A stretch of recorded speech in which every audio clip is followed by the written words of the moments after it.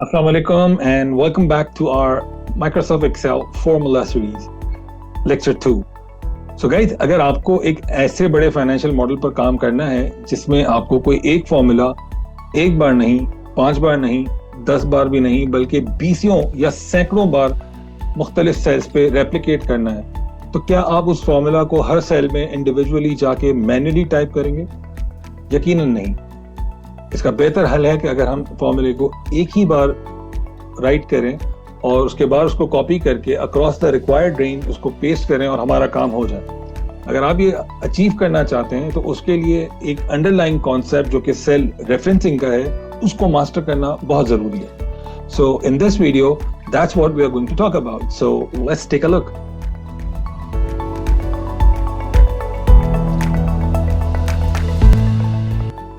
We have 4 different types of cell references, and how these work is, let me just give you a quick example here.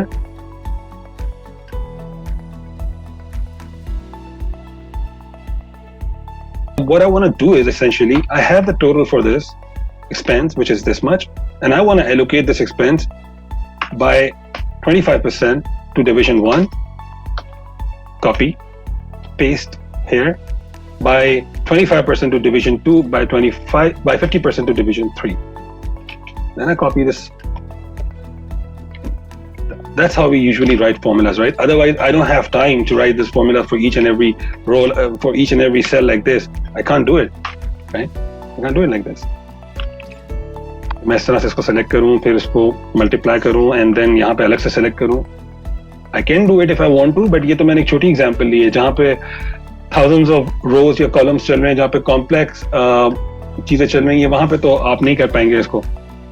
इसलिए हमें हमेशा इस चीज पे leverage करना होता है कि हम एक फॉर्मूला लिखते हैं, उसको कॉपी करते हैं और उसको अक्रॉस द रेंजेस जहां पे हमें ये फॉर्मूला चाहिए उसको कॉपी पेस्ट करते हैं. अब right now when I do this, you can see this कि this formula is working fine for the first cell but not for this and not for this as well. यहाँ पे भी कुछ ना कुछ आंसर जरूर आ रहा है, but that answer is not correct. इतना बड़ा नंबर नहीं हो सकता. I mean total expense 1.5 million का नजर आ रहा है यहाँ पे मुझे. उसमें से मेरे पास, let me just paste this value because show you कि क्या कहना चाह रहा हूँ. उसमें से मेरे पास इतनी बड़ी वैल्यू कैसे हो सकती है? It can't be, right? But ऐसा क्यों हो रहा है? Because this value is getting multiplied by expense 1 instead of admin cost. And why this is happening is because of the reference types. Let's talk about the reference types here. By default, as you can see, P26 multiplied by M25. What this means is we are referring to this cell P26 and then M25. This is a cell reference. We all know this thing, right? These cell references are denoted by the column alphabet and the row number. So M25 means we are in column M and row 25, right? You already know that. So we don't have any dollar signs in any of these cell references because these are relative reference. What this means is when I move this formula from here to here, when I copied this, what happened is, and hide this, okay. So what actually happened is उसने जो formula था उसके reference को चूंकि relative था और वो reference भी एक एक स्टेप आगे मूव हो गया. मैंने कॉपी, अब अगर मैं ये कॉपी यहाँ से उठा के इधर करता कि अब जब मैंने मूव किया तो I moved 1 step right and 1 step down, तो मेरा फॉर्मूला भी एग्जैक्टली ऐसे ही मूव करेगा. इनिशियली वो यहाँ पे था बट एक स्टेप राइट और एक स्टेप डाउन हो गया. इनिशियली वो यहाँ पे था और एक स्टेप राइट और एक स्टेप डाउन हो गया बिकॉज मेरे सेल रेफरेंसेस जो हैं वो रिलेटिव हैं. वो रिलेटिव का मतलब ये होता है कि वो जैसे जैसे आप अपनी कॉपी रेंज को मूव करते चले जाएंगे वो ऐसे वैसे सेल्स रेफरेंसेस भी मूव करते चले जाएंगे. बट क्या मुझे यहाँ पे इन दिस करंट सिनेरियो क्या यही रिक्वायर्ड है? So the answer is no. मुझे यहाँ पे ये नहीं रिक्वायर्ड. मुझे यहाँ पे ये रिक्वायर्ड है कि मैं चाहे इसको राइट पे करूं या मैं इसको डाउन करूं. जब मैं इसको राइट पे करूं तो वो एक्सपेंस, टोटल एक्सपेंस की वैल्यू को मूव ना करे, वो हमेशा स्टेटिक रहे. और जब मैं उसको डाउन करूं तब वो एक्सपेंस नीचे आ जाए. इन एनी केस जब मैं उसको राइट करूं तो वो परसेंटेज में तो मूव कर दे, यानी कि वो 25 से इस 25 पे आ जाए. फर्दर राइट करूं तो इस 25 से 50 पे आ जाए. बट जब मैं लेकिन इसको डाउन करूं तब वो डाउन ना हो, यानी कि वो 25 ही रहे, वो 25 से यहां ना आ जाए. This is what actually I require to make this work for me. तो एक जगह पे मुझे कॉलम को और एक जगह पे मुझे रो को फिक्स करने की जरूरत है. इसको मैं रिलेटिव नहीं छोड़ सकता. That's what the relative functions do for us. किसी भी सेल को आप यहाँ पे रेफर करें, मसलन let's say this one P16, और यहाँ पे रहते हुए आप F4 प्रेस करेंगे. There are 4 different types of cell references. The very first reference, which is the by default reference, is relative. It's completely relative. Then when I press F4 for the first time, you see it has a sign $sign before either of these characters. P से पहले भी और 16 से पहले भी. What this means is P is a denominator, C is a representation of column, 16 is a representation of row.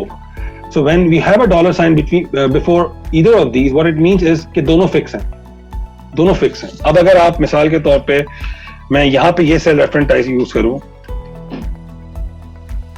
Fix F4 fix F4.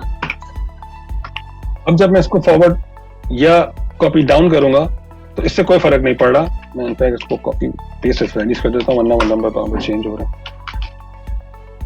Again no, this is not what I want. इसने तो हर जगह पे एक ही formula दे दिया क्योंकि मैंने completely reference को fix कर दिया. तो चाहे मैं कॉपी बिलो करूं या मैं कॉपी डाउन करूं, it always refers to these two cells. It always refers to these two cells. So that also beats the purpose for me. I don't want this. I want something else. तो क्या चाहिए मुझे? उसके लिए again मैंने cell एक बार F4 press किया तो इसने पूरे सेल को फिक्स कर दिया. इस बाय डिफॉल्ट पूरा सेल रिलेटिव था. अब मैं एक और बार F4 प्रेस करूंगा तो अब की बार उसने सिर्फ रो को फिक्स कर दिया, कॉलम स्टिल रिलेटिव है. एक बार और F4 प्रेस करूंगा तो अब की बार उसने कॉलम को फिक्स कर दिया और रो स्टिल रिलेटिव है. So now this is what I want to leverage here. So first things first, मैं यहां पे क्या करना चाह रहा हूं? मैं कंप्लीट फिक्स तो नहीं करना चाह रहा, मैं कंप्लीट रिलेटिव भी नहीं रखना चाह रहा. दोनों सिनेरियोस फेल कर रहे हैं, हमने ऑलरेडी देख लिया. तो मैं एग्जैक्टली क्या करना चाह रहा हूं? When I move to the right, मैं चाहता हूं कि ये जो परसेंटेज है ये राइट पे मूव हो, लेकिन जब मैं नीचे की तरफ आऊं, when I move down, ये परसेंटेजेस नीचे ना आए. Which means कि इस सेल रेफरेंस को M25 में मैं रो को लॉक करना चाह रहा हूं. मैं चाह रहा हूं रो नीचे ना आए, रो लॉक हो जाए, लेकिन कॉलम रिलेटिव रहे, कॉलम चेंज हो जाए. जब मैं कॉलम यहां से यहां आऊं तो वो भी आ जाए, लेकिन जब मैं नीचे जाऊं तो वो नीचे ना आए, वो उधर ही रुक जाए. तो what I actually want is, मैं M से ये $साइन हटा दूंगा और 25 को मैं लॉक रहने दूंगा, क्योंकि कॉलम में रिलेटिव रखना है और रो को लॉक करना है. So this is how it will be achieved. Over here मैंने क्या करना है कि जब मैं राइट जाऊं तो वो कॉलम शिफ्ट ना करे, लेकिन जब मैं नीचे की तरफ आऊं तो वो रो शिफ्ट कर जाए. तो अब मैंने यहां पे रो को रिलेटिव रखा और कॉलम फिक्स करना है. तो जब भी मैं राइट पे जाऊंगा कॉलम हमेशा P ही रहेगा, लेकिन जब मैं नीचे आऊंगा तो 26 से 27 और 28 पे वो खुद मूव कर जाएगा. Now when I press this and copy it right, copy this whole thing and paste it below. It works it looks like it's working perfectly fine because both these two are 25%, so these are giving same output, and this is 50%, so that's giving almost double. And when I sum total these three, it matches up with this, which is 100% allocation, and same is the case here, 100% allocation. We can see the quick sum here down below, and that's the same case here as well. Perfect, right? But that is our quick review. Hey, thanks for watching. I hope you liked it. Please do not forget to subscribe to our YouTube channel and also press the bell icon so you receive regular updates. If you'd like to hear about any specific topic from us, do let us know in the comments so we'll accommodate that. See you soon.